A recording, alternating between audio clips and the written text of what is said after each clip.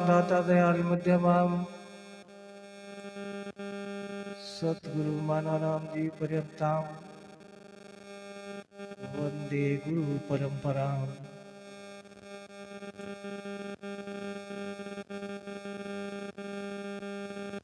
आज के इस पावन पर्व पर संत महापुरुषों ने गुरु भगवान की सतगुरु भगवान की महिमा से लेकर सत्संग और संत महिमा का बड़ा सुंदर बखान किया है।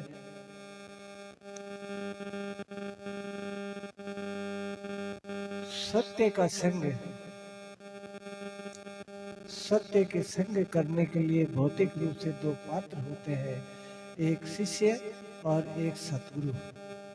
गुरु तो अनंत प्रकार के हो सकते हैं, एक ही जीव के 20, 30, 50 गुरु हो सकते हैं, लेकिन सतगुरु एक ही होता है। गुरु होता है जो सांसारिक कार्यों का निर्वहन करने के लिए जो विद्या सिखाई जाती है उसको हम गुरु कहते हैं। और सतगुरु उस पर ब्रह्म परमेश्वर के लिए के गीत गाता हो, उसकी अनुभूति करवाता हो। जैसे महाराज श्री ने भी बताया कि ब्रह्म श्रोत्रिय और ब्रह्मनिष्ठ पंचीकरण में एक कथा आती है।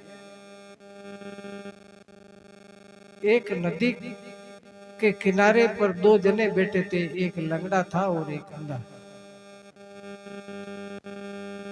वहां से एक राहगीर गुजरा जो पहली दफा उस नदी को पार करना था उसको, लेकिन नदी का छो पता नहीं कि किस जगह पर गहरी है, किस जगह पर थोड़ी सही है, उसको पता नहीं। तो वो जो दो आदमी बैठे थे उन्होंने कहा, रे भाई क्या बात है, नदी पार करनी है क्या? बोला हाँ पार करनी है, तो हम करा देते हैं। तो उसने ये सोचा कि बड़े मूर्ख लोग हैं ये, एक तो अंधा है जिसको दिखता ही नहीं है कि नदी है किधर, हाँ किनारा किधर है, कैसे पार कराएगा, और दूसरा विकलांग है पैरों से, ये कभी नदी पार इसने करी नहीं होगी, इसको क्या मालूम किस जगह कितना गिरा है। तो वो बड़ी दुविधा में पड़ गया कि तुम लोग कैसे पार करवा सकते हो, तुम एक तो अंधा है और एक विकलांग है, पांगला है। उन्होंने कहा कि हे भाई, हमें अनुभव है ये नदी किस जगह पर कितनी गहरी है कितनी नहीं है, क्योंकि वो जो विकलांग था वो कह रहा था कि हम बरसों से इस किनारे पर बैठे हैं, जो भी आदमी नदी पार करता है ना, हम उनके पद चिन्हों को देखते हैं, उसके कदमों को देखते हैं कि किस जगह से किधर से जा रहा है, तो उधर गहरी है या इधर सही है, हम मैं देखता हूँ, आंखें है मेरे। अंधे आदमी को बोला कि तेरे को कैसे पता? तो उसने कहा कि भाई पता तो नहीं है, लेकिन मैंने जब जब भी नदी पार करवाई है किसी को, तो इस पांगले को मेरे कंधे पे बिठा देता हूँ और मैं नदी पार करता हूँ, क्योंकि ये मुझे बताता रहता अब इधर घूम, अभी इधर घूम, इधर घूम, और नदी पार हो जाती है। सज्जनों, राम गुरु का कहने का तात्पर्य था, पंचीकरण के जो लेखक है उनका कहने का तात्पर्य था कि जिसके आंखें थी वो पार कर नहीं सकता। जो शास्त्रों का अध्ययन करते हैं ना, हम आंखों के द्वारा करते हैं, शास्त्रों का, वेदों का अध्ययन करते हैं, उपनिषद या शास्त्रों का या दर्शन शास्त्रों का अभ्यास करते हैं, सिर्फ आंखें हैं हमारी। बहस करने के लिए एक 8वीं और 10वीं क्लास पढ़ा हुआ लड़का एक पीठाधीश मठाधीश आचार्य से बहस कर सकता है, क्योंकि उसने पढ़ा है। और जो जिसके आंखें नहीं थी, बाकी सब अंग थे, वो होता है ब्रह्मनिष्ठ, वो जाता तो है लेकिन किसी को बता नहीं सकता, क्योंकि उसके कंधे पे दूसरा बैठा है। नाव को चलाने के लिए, नदी को पार करने के लिए दोनों गुण होने चाहिए एक ही महापुरुष के, ब्रह्म श्रोत्रिय भी और ब्रह्मनिष्ठ भी। महाराज श्री ने भी बताया, ब्रह्म श्रोत्रिय का मतलब होता है ब्रह्म के बारे में जानकारी रखता हो, वेद शास्त्रों का अध्ययन किया हुआ हो उसने, थ्योरी थ्योरिटिकल ज्ञान, थ्योरी का ज्ञान, लेकिन प्रैक्टिकल अनुभव नहीं है उसको। और जो ब्रह्मनिष्ठ होता है उसको प्रैक्टिकल अनुभव होता है उसको।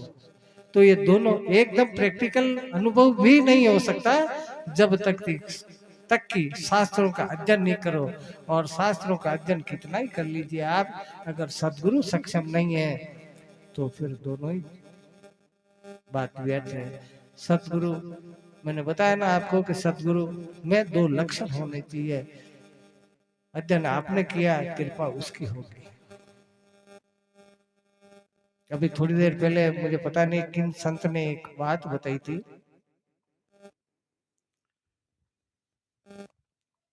यम,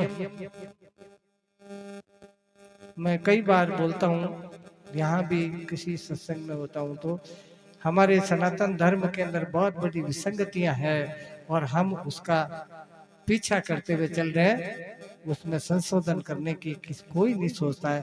एक मियाँ था, उसकी बीवी उसको कहती थी जी कि सारे मुसलमान अल्लाह ताला की खिदमत करने मस्जिद के अंदर जाते हो और आप घर पर रहते हो, आप भी जाया करो, आपके बच्चे क्या सीखेंगे, अल्लाह ताला की खिदमत कैसे की जाती। उसने कहा कि मैं जानता नहीं हूँ किस प्रकार से खिदमत की जाती है। तो उसकी बीवी ने कहा कि कुछ मत करो, आप पीछे पीछे खड़े हो जाओ, जो आगे वाले करे वैसे ही आप करो। अल्लाह अकबर का जब अजान पड़ी, सामने मौलवी, मुस्लिम इस्लाम धर्म में क्या होता है कि पश्चिम की तरफ मुख रखते हैं, मौलवी का भी मुख पश्चिम की तरफ होता है और नमाज अदा करने वालों का भी पश्चिम की तरफ मुख होता है, इस प्रकार से होता है। तो क्योंकि वो पहली बार उस नमाज के अंदर गया और उसकी लुंगी, जब मेरे जैसी लुंगी पहनी हुई थी, तो उसकी लुंगी कोई बीड़ी पीता होगा जो पीछे से फटी हुई थी, थोड़ा छेद हो गया। वो जहाँ खड़ा था उसके आगे वाले बंदी के पास, तो जैसे ही अल्लाह अकबर करा तो नीचे होते हैं, ऐसे जमीन के स्पर्श करते हैं, पैरों का स्पर्श करते हैं, क्योंकि वो तो पहली बार गया तो उसने उंगली लगा दी लुंगी के, ऐसे करके, ऐसे कि भाई ये फटोड़ी है थारी लुंगी, फटी हुई है, ये इशारा करते हुए। इस्लाम धर्म में एक नियम है कि रूढ़िवादिता का पूरा फॉलो करते हैं वो लोग। मौलवी साहब ने कह दिया ना, वो करेंगे, 101% करेंगे। हमारे कुरान शरीफ में लिखा है, हमारे हदीस में लिखा है, नहीं करे तो उसको बाइकाट कर देते, फतवा जारी कर देते। तो वो जो बंदा पीछे ही पीछे खड़ा, उसके जस्ट आगे वाले आदमी की कोई बीड़ी पीने वाला होगा तो लुंगी में छेद था, तो वो अल्लाह अकबर जैसे ही नीचे रुके उसने उंगली कर दी, उसने आगे वाले की कर दी, उसने आगे वाले की कर दी, क्योंकि रूल का फॉलो करना है ना, इस्लाम का नियम है। उसने आगे वाले की कर दी, आगे आगे करते करते मौलवी साहब की उंगली हो गई। अल्लाह ताला की खिदमत बीच में रोके, उसने कहा क्या मूर्खता है, किसकी बेवकूफी है कि हम अल्लाह ताला की खिदमत कर रहे हो और पीछे से आप कुछ नहीं कर रहे हो, कोई इस प्रकार की शर्म आनी चाहिए आपको, कौन था ये। तो वो मौलवी साहब के पीछे खड़ा था कि तूने मेरे क्यों करी, कैसा हुक्म, मेरे तो पीछे वाले ने करे। उसने कहा कि तेरे तूने क्यों करी, कि मेरे साथ मेरे पीछे वाले ने करी, पीछे पीछे पीछे करते, वो जो सबसे लास्ट में था ना, उससे पूछा तूने क्यों करी, कि मैं तो ज्यों करी लुंगी में छेद हो रही है, खड हो रही हो। यानी हम लोग वही रूढ़िवादिता का पालन कर रहे हैं। ये काम क्यों करते हैं, मैंने पंडित ने किया, मैं जनेऊ रखता हूँ। एक मेरे घर पे एक पंडित जी महाराज आए तो वो गलत जनेऊ डाल रखी थी। मन का महाराज ये जनेऊ गलत डाल रखी थी, इसको जनेऊ को ऐसे नहीं डालते, ऐसे डालते हैं। बोले माँ का तो खानदानी यान का ही डालता है यार, यानी जाने ही को न। तो तूने क्यों करी, कि इसके लुंगी में छेद हो रहा था, वही काम तो हम कर रहे हैं। हम कौन सा कोई अणुता काम कर रहे हैं। रामायण में ऐसा लिखा, गीता में ऐसा लिखा, महाभारत में ऐसा लिखा, वेदों में ऐसे लिखा, उसका मंथन कोई नहीं करता है। एक जैसे अभी महाराज श्री ने बहुत सुंदर तरीके से बताया, हमारे धर्म के अंदर दो प्रकार के शास्त्र होते हैं, एक को बोलते हैं श्रुति और एक को बोलते हैं स्मृति। श्रुति कहते हैं सुने हुए, परमात्मा की आकाशवाणी के द्वारा सुने हुए शब्द, जैसे वेद, उपनिषद, स्मृति, उन वेदों के शब्दों को सुनकर, परमात्मा की वाणी को सुनकर, अलग अलग ऐसे ऋषियों ने, ऐसे महर्षियों ने अपने हिसाब से जो कुछ लिखा, उसका नाम है उपनिषद। 108 उपनिषद है, वेद 4 है। उस में से मंथन करके हमारे महापुरुषों ने 6 दर्शन बना दिए, 6 दर्शन बना दिए। हमारे मनीषी कितने महापुरुष थे, कितने बड़े महापुरुष थे कि जो जनता जनार्दन है, जो जनमानस है, हर आदमी की इच्छा होती है, हर जीव की इच्छा होती है, मैं परमपिता परमात्मा का दीदार करूं, इस परमेश्वर का दीदार करूं। अरे कल्पना करो, आप जब माँ के पेट में रहते हो तो वो बच्चा एक चावल से भी छोटा सा दाना, चावल से भी छोटा दाना, मैंने आयुर्वेद में भी आचार्य किया, जो बालू रेत का जो कण होता है ना, इतना सा होता है। जब पहले दिन किस प्रकार से वो जीव डालता है, कौन डालता है जीव। हमारे 6 दर्शन है, उसमें से बहुत सारे दर्शन तो ईश्वर को मानते ही नहीं। कौन डालता है? उस माँ से पूछो जिस माँ के गर्भ में बच्चा है। एक गर्भ नाल होती है, इस दिन आप कई बोला मारवाड़ी में, अटे नाभि में काटे नहीं बा, कहीं कहीं नालो ब्रह्म नाल होती है। कल्पना कीजिए कि कितना बड़ा कारीगर है, उस ब्रह्म नाल के द्वारा वो भोजन देता है। उस परमात्मा की लीला के अपरंपार है, नटराज की क्या लीला हो सकती है।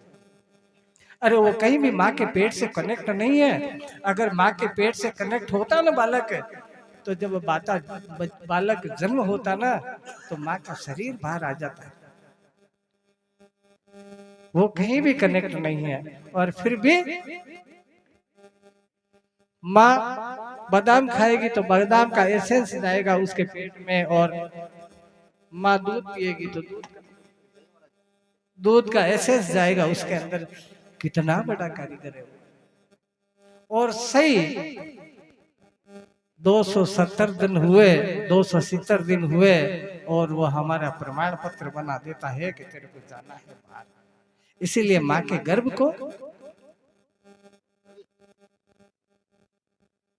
एक ब्रह्मांड का सूक्ष्म रूप है वो।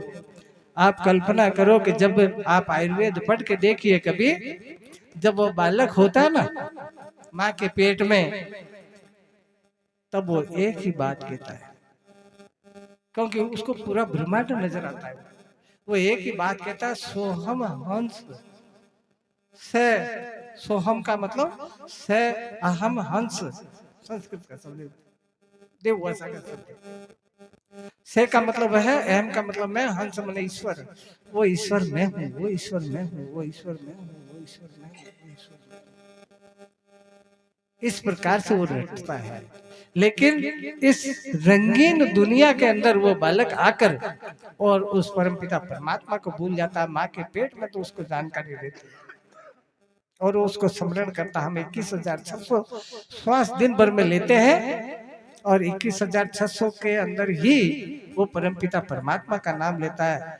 नाम नहीं लेता है परमात्मा का। अगर नाम ले तो परमात्मा अलग हो गया, नाम लेने वाला अलग हो गया। परमात्मा ही है। वो कहता है कि मैं खुद ईश्वर हूँ, मैं खुद ईश्वर हूँ, मैं खुद ईश्वर। सो हम हंस, सो हम हंस, सो हम हंस। मैं ऑनलाइन क्लास चलाता हूँ, ये सिखाता भी हूँ।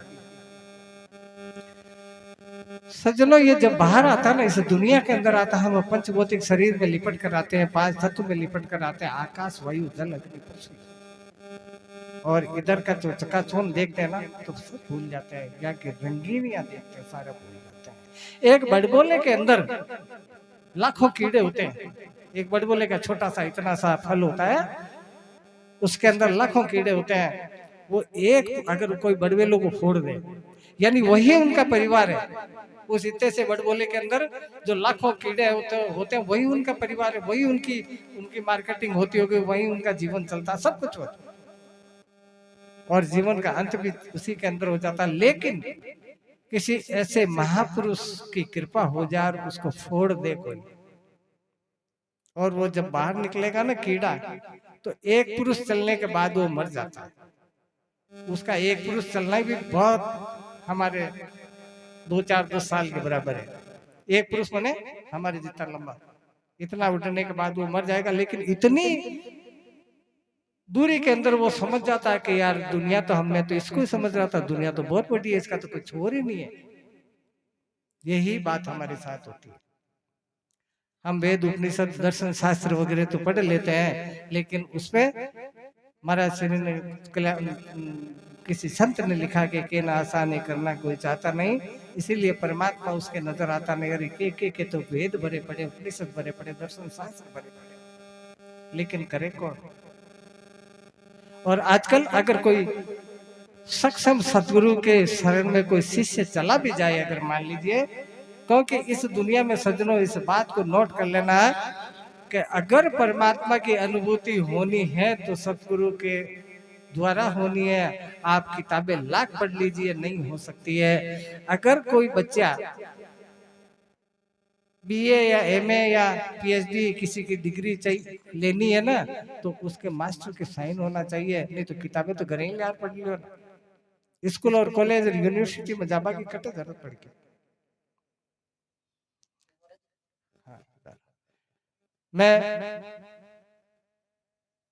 मैंने बहुत साहित्य का अध्ययन किया जब मैं नौकरी था रेलवे में मेरी, लेकिन मैंने अंततोगत्वा यही दिमाग लगाया कि तू इतनी क्या इससे और किताबें लिया, ईश्वर की अनुभूति नहीं कर सकता। और मेरे गुरुदेव की कृपा हुई जब मैं बनारस हिंदू यूनिवर्सिटी, जिसको काशी बोलते हैं, काशी और बनारस एक ही शहर का नाम है, वहां से जब मैंने आचार्य किया ना, तो मैंने ये जाना कि हाँ वास्तव में ईश्वर है क्या। हम लोग अगर रूढ़िवादिता, अभी मैंने थोड़ी देर पहले शायद महाराज श्री ने सारे संतों ने बोला था आप लोगों को कि भाई कोई इस घर के सदस्यों को उपदेश ले लो, तो उपदेश की जो परिपाटी है उस स्कूल के अंदर दाखिला लेना, इसमें कोई ऐसा तो है नहीं कि वो बाबाजी हो गए जंगलों में भाग जाएगा या ऐसा हो जाएगा। उस स्कूल के अंदर दाखिला लेना, अगर उस स्कूल में दाखिला नहीं लोगे तो आप कैसे कॉलेज और यूनिवर्सिटी में जाओगे, यानी कैसे ऊपर की पायदान पे जाओगे। हमारे धर्म के अंदर 3 पायदान है, कर्म कांड, उपासना कांड और ज्ञान कांड। ज्ञान कांड में कैसे जाओगे, उस यूनिवर्सिटी में कैसे जाओगे, यूनिवर्सिटी में जाने के बाद ही आपको ब्रह्म की अनुभूति होगी। नीचे 5वीं क्लास, 8वीं क्लास, 10वीं 12वीं क्लास में कौन है, यानी कर्मकांड और उपासना कांड में नहीं होगी। ब्रह्म की अनुभूति अगर होनी है तो ज्ञान कांड के अंदर होनी है। और ज्ञान कांड के अंदर जब वो मास्टर जो साइन करने वाला है ना, जिसको हम सतगुरु बोलते हैं, वो सक्षम होना चाहिए। लेकिन आजकल तो कई गुरु और चेला भी ज्ञान का है कि एक गुरु जी कोई चेला ने बना लियो, चेलो बन गयो, वो गुरुदेव की शरण में चल गयो, सूता वे कमरा कमाए नहीं ज्ञान जाने को कमरो है जान। तो वही गुरु जी कह रहा है कि भाई चेला, अरे बारह देख रहा है बरसात आ रही है कि नहीं आ रही। तो वो गुरुजी ने कह रहे हो गुरुजी सूता रहे हो चुपचाप को नारी बरसात के तन का ठाणो तू बारे तो किए गुना के मन की आई जो सूखी रणा के बारे, अगर साटा आता तो गिल्ली गुनाती के बारे। गुरुजी क्यों रे भाई ये लाइट न तो बंद कर दे, बिल आवे, काय के बंद कर लियो, बंद ही समझो लाइट, काय के बंद कर लियो बढ़िया रो। गुरुजी देखे जोरदार चेलो बने। तीसरी बार वो क्यों रे, कम से कम किवाड़ तो बंद कर दे बेटी का बाप। तो चेलो कह रही हो कि गुरुदेव ए 2 काम मुंह करया, एक थे कर लियो ना बेटी का बाप। ज्ञान को भी गुरु शिष्य का संबंध नहीं होना चाहिए। गुरु और शिष्य का संबंध बड़ा पावन संबंध होता है, जो इस लोक से परलोक तक की यात्रा करवा देता है। कई जनों को ये साइकोलॉजी होती है, परलोक कोई ऊपर लोक है, अभी एक किसी संत ने बोला, मुझे याद नहीं आ रहा कि महाराज श्री ने बोला कि यम, एक यम और यमदूत की मैं बात बता दूं जो हमारे पंडितों ने कूट कूट के भर रखी हमारे दिमागों के अंदर, और हम उसी का अनुसरण करते हैं।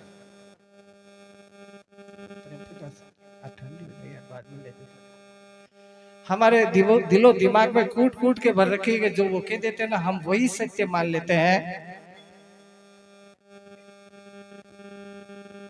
वैसा के ऊपर बैठ यम आवे लेबा, यमदूत आवे, जिस जिस चीज को अपन मृत्यु बोलते हैं ना, उसके लिए यमदूत आता है, यम के दूत आते हैं भैंसे पे बैठकर। आप सोचो कोई भाषा पाली है कि ऊपर में, या हर साल में भाषा भी आती हो जो नए नए पादार ईशान का पैदा हो जाए, ऐसा कोई नहीं है। यम नाम की एक वायु होती है, ये मैं इस पर डिटेल से आपको समझा सकता हूँ, लेकिन क्योंकि महापुरुष विराजमान है यहाँ, और मेरा तो वैसे भी ये घर है, घर चौधरा करवा हूँ कई फायदों, और ये बड़ा लंबा विषय है। तो जैसा वो लोग कहते हैं ना, वो हम मान लेते हैं, मानना पड़ता है, क्योंकि जैसे मैंने एक किस्सा बताया था अभी, वो मुसलमान का, हम रूढ़िवादी हो चुके हैं, क्योंकि ये काम ऐसे क्यों करता है कि मेरे बाप ही ऐसे ही करता था। वो उसको पूछो तू ऐसे क्यों करता है, मेरे दादाजी ऐसे ही करते थे, क्यों का जवाब किसी के पास नहीं। मैं ऐसे महापुरुष की शरण में गया हूँ, स्वामी मानाराम जी महाराज की। मानाराम जी महाराज एक बात कहते थे कि ये काम तू नहीं कर सकता है, उस काम को करके देख जब तेरे को अनुभव होगा। यार आप कोई ने कह दिया कि वो काम तू नहीं कर सके, तो यार महाराज कहती हो नहीं कर सके तो बढ़िया रहो, तो करेंगे कहीं नुकसान हो जाएगा। उस काम को करके देखो, जब अनुभव होगा। अब बहुत सारे ये जो बिल्ली रास्ता काट जा, अरे जाओ मत, कोई एक्सीडेंट हो जाए, अरे भाई वो जीवों का काम है, वो भ्रमण करना उसका काम है। अरे तू भी काटो फिर गयो तो भी मृत्यु होगी तो फिर कहीं करो, तू खोल लो एक बार। यानी वो तो जीव है, वो तो उसका काम है भ्रमण करना, उसके अंदर आकाश तत्व नहीं है, लेकिन हम गलत तरीके से उसको पेश कर देते हैं, हम मानते हैं, मानना पड़ता है। एक ज्ञान प्रॉपर होना चाहिए। एक कोर्ट के अंदर 3 भाई थे, जो एक आदमी कोर्ट में नौकरी करता था, बड़ा ही बड़ा भाई। ज्ञान को तरीके से समझना, किताबों में लिखी हुई बात सत्य है, लेकिन उस सत्य को अंगीकार करना अंतिम सत्य है। 3 भाई थे, तो बड़ा ही बड़ा भाई कोर्ट में नौकरी करता है, यानी बड़ोड़ो भाई कोर्ट में नौकरी करता हो, बादशाह को टाइम हो, बादशाह सलामत था। तो वो क्यों रे भाई का आज हमारे घर काम है, जो 20 लाख क्यों तू ले जाए।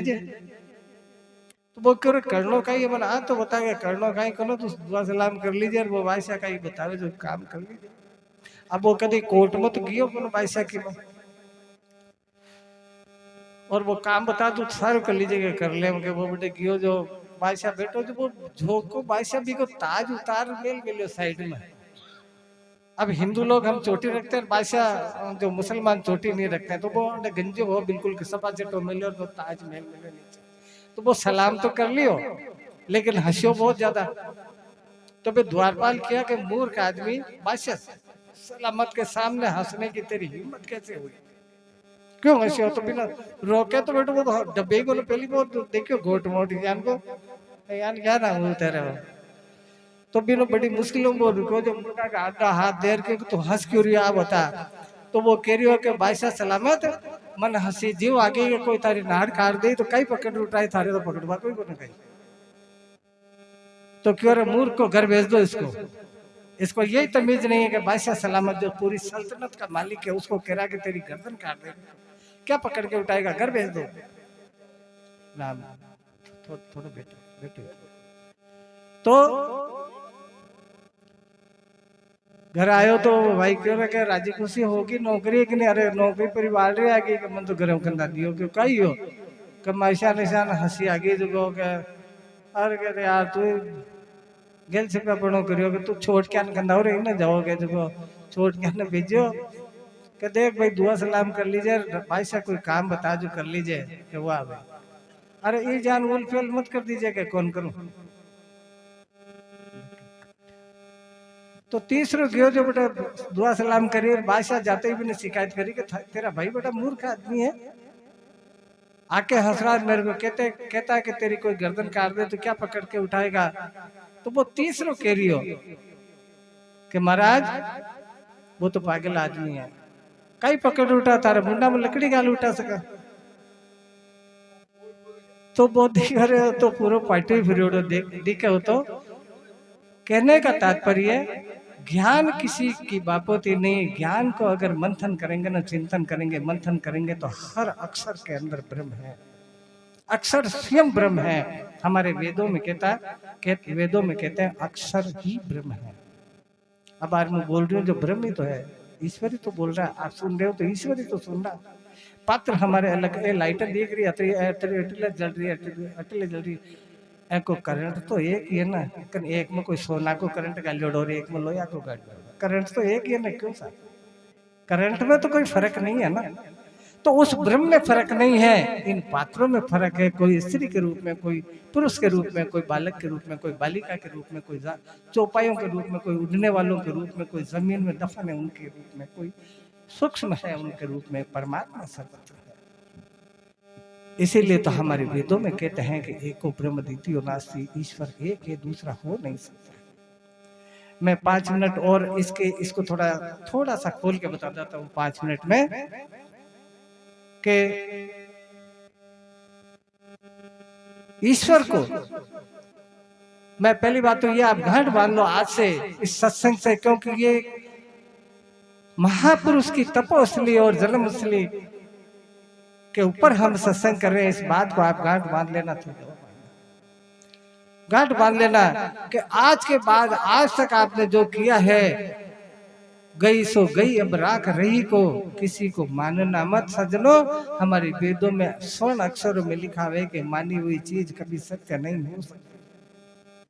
मन कोई कहते मैं अपना आप में लिखूं, संत राम गोपालाचार्य राम सनई थाईलैंड के अंदर एक लड़की ने पूछा था मेरे से कि आप राम को मानते हो? मैंने पिछले सत्संग में भी ये बात कही थी, आप राम को मानते हो क्या? मैंने कहा कतई नहीं मानता। तो फिर राम से नहीं क्यों लिखते हो? मैंने कहा मैं जानने का प्रयास करता हूँ, मानने का नहीं।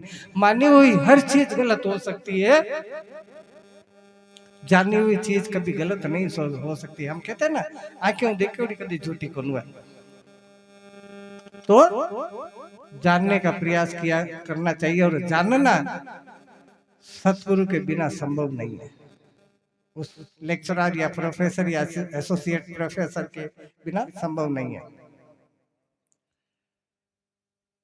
तो मेरे ख्याल से, क्योंकि मेरा अनुभव है ये, मैं बहुत जगह सत्संग करने जाता हूँ तो प्रवचन में आप लोगों को कम ही आनंद आता है, भजनों में ज्यादा आता है, तो शायद आप लोगों को आनंद नहीं आ रहा होगा। तो मैं मेरी वाणी को यही विराम दे देता हूँ, क्योंकि आप भजन सुनिए। बोले सतगुरु देव की